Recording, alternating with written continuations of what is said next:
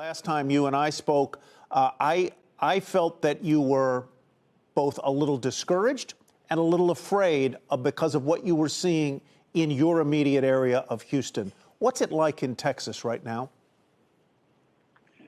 I mean, it's kind of funny. We kind of went to the shutdown a couple of weeks ago. The people were back out this weekend. But remember, restaurants can only operate at 50%. There's no bars or clubs, and everybody's being careful. Everybody's wearing face masks. We've kind of leveled off at around negative 50% right now. But, it's tough out there. And, we hear all these stories about the hospitals in Texas. Let me just give you Houston, the Texas Medical Center, which is one of the largest in the world. I think it is the largest. They're in phase 2 at 9% of phase 2 out of 3 phases, okay? We're not about to run out of hospital beds where we're going to have people laying on the curb of the hospital. But you got to remember, there's 350 million people in America. 1%, 340,000 have had it, less than 1%. This has got to work itself through the community, and we've got to protect the people that can get it. But at the same time, you cannot shut down the economy. You cannot do this to employees. They did it to us again yesterday, in California, where they gave us right now, immediately, you bring in all your orders for the week, and then they shut you down. There is no consideration at all for the poor working people of America right now, the way they're doing the yo-yo. Because you know what the problem is, Tyler? I've yet to see an elected official miss a paycheck.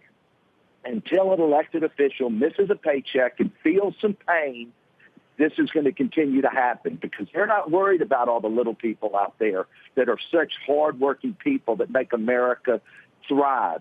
They get their paychecks.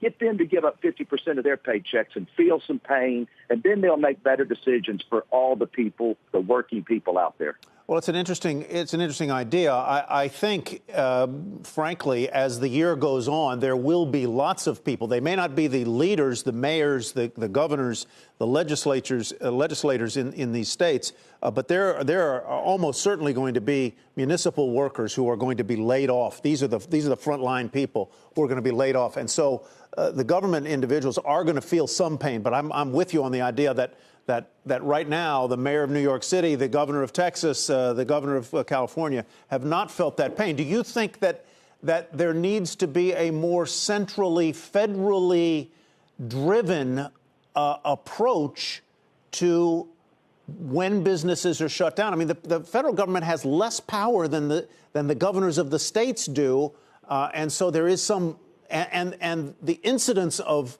COVID is different state to state, so there is some argument to be made that what they're doing in Arkansas ought to be different than what they're doing in Texas, than in Florida, than in Rhode Island. What do you suggest beyond the idea of making them give back 50% of their pay would work? Well, Tyler, I brought this up last week, and believe it or not, we saw a bunch of articles about it this week.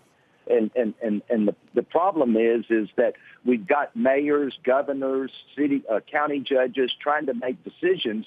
And what I said is I think it is time for the government to come in, and if it's signing the WAR Act or whatever, and doing something across the board. And remember, how you can be fair is you use percentages.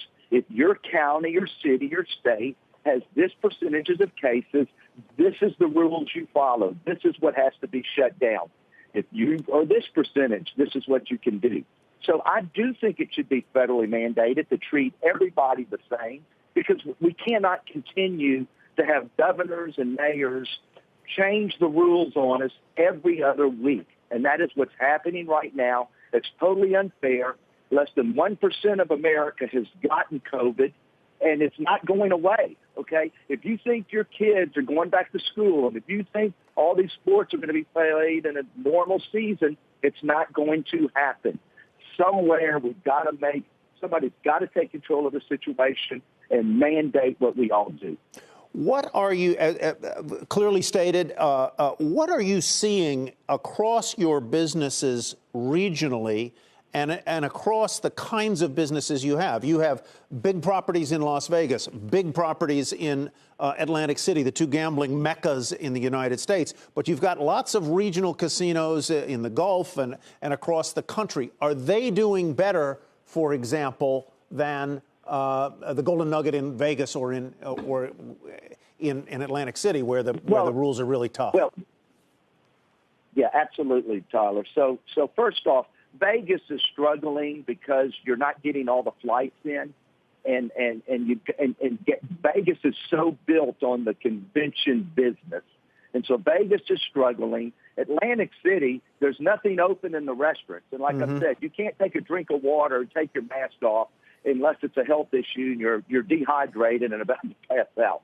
But Lake Charles, Laughlin, Biloxi, all your regional casinos around the country are doing okay. They really are.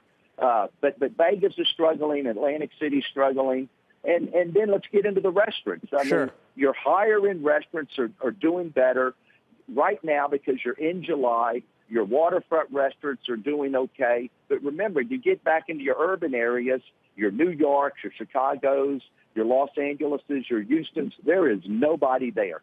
And most of them are just shut down or barely doing delivery to go.